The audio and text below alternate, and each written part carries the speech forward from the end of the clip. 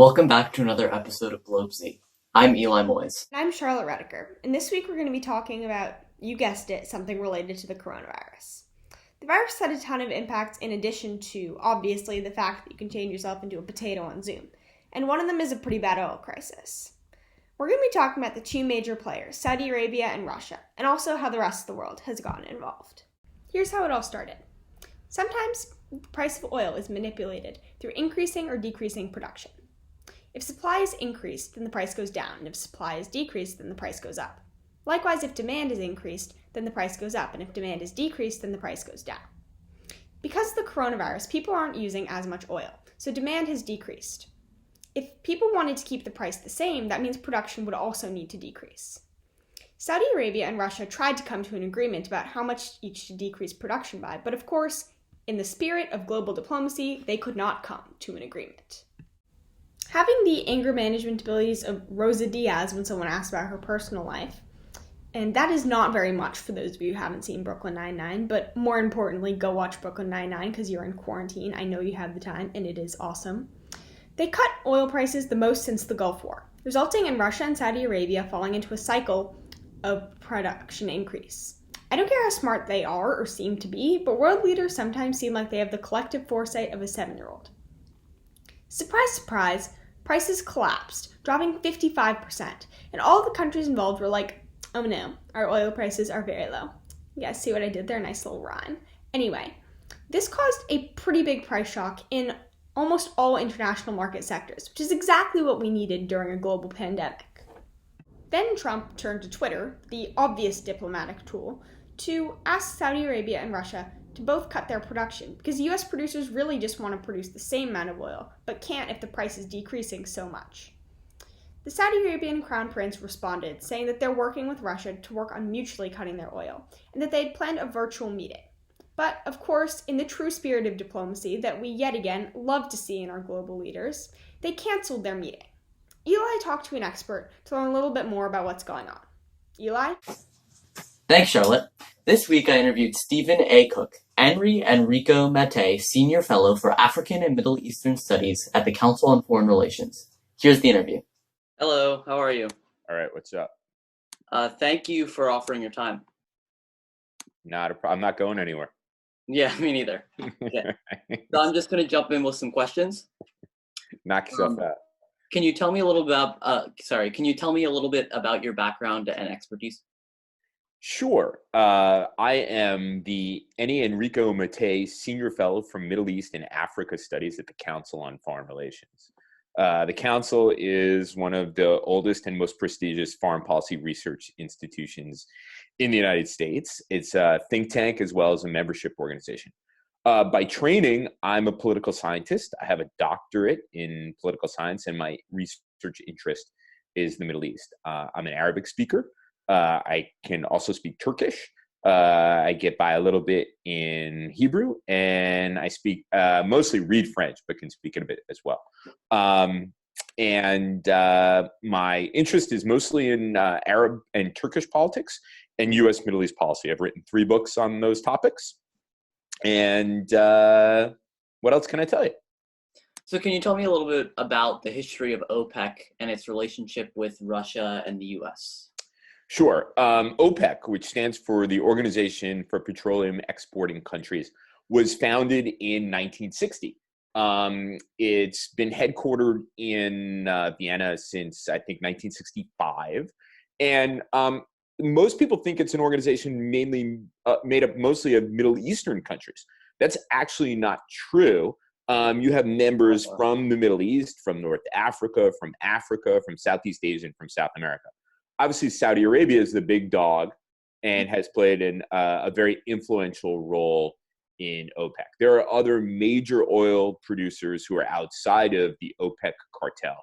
Those include Canada, Mexico, Russia, and, of course, the United States of America.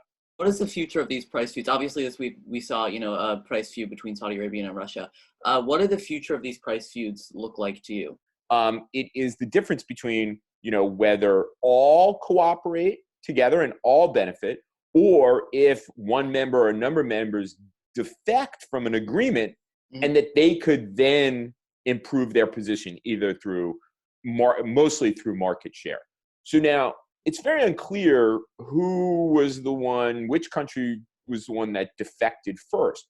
The Saudis are pointing their fingers at the Russians are pointing their fingers at the Saudis, and the Saudis finally said, this was a number of weeks ago, said, you know what, any agreement is off, we've tried our best, and we are now going to sell oil on the cheap to the global market. Does this happen like really often between these countries? No, it doesn't happen often. I mean, there's been cheating, and there's always cheating in any kind of agreement like this. But this is a very, very big feud.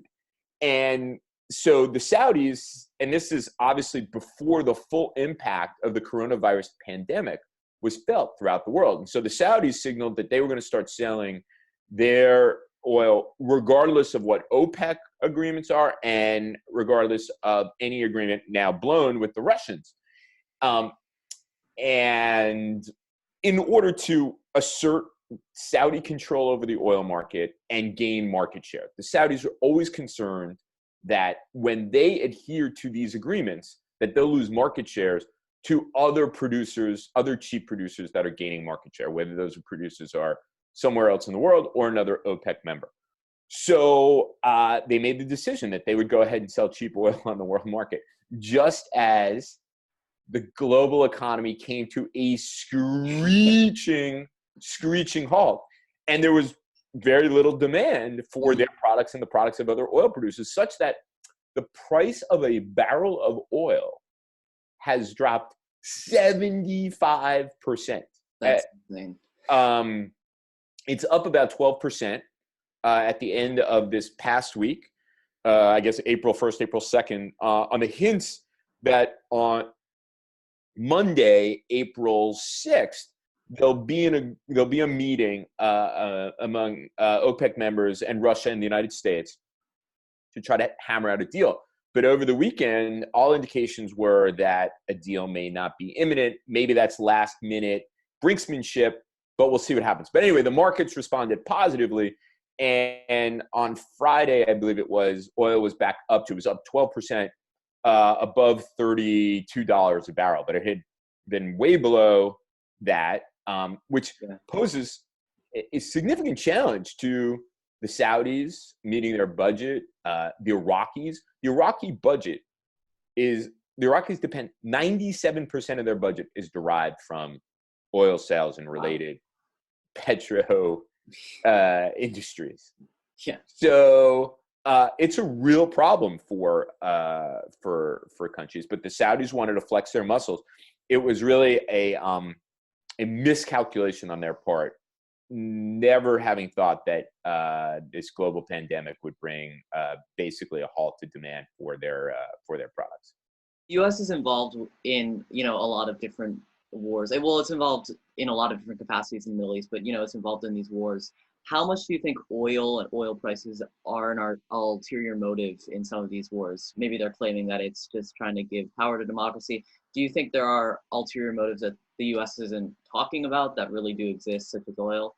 Well, it's an important question because a lot of the opposition to American interventions in the Middle East have often been, the opponents have said no war for oil, and the United States, to my mind, hasn't gone to war for oil. We haven't gone to war so that we could capture some other country's oil, but a core interest of the United States from the period arguably from 1945 up until now has been the free flow of energy resources out of the Middle East. How does the U.S.'s and Russia and other countries' involvement in the oil market of the Middle East and OPEC affect oil price conflicts in the region? Well, the United States as a big producer and Russia as big producers they put pressure on OPEC because the more product that there's on the market, there's the loss of market share on part of OPEC producers. There's the more product that there's on the market, you have lower prices for oil, which has an impact on the ability of these states to meet their budget and do the kinds of things that they want to do. And so that's the problem. But it is a very fine line. For many, many years, the United States and OPEC, really meaning the United States and Saudi Arabia, have agreed on essentially a band of prices that would help Saudi Arabia do all the things it wants to do. And it was a price that wasn't uncomfortable for the American consumer. I think that's all the questions I had prepped for you. So thank you very much. All right, Eli. Thank you very much. Send me the link when it's when you get it done. Okay. Yeah, great. I will. Thank All you. right, man. Thank you so much.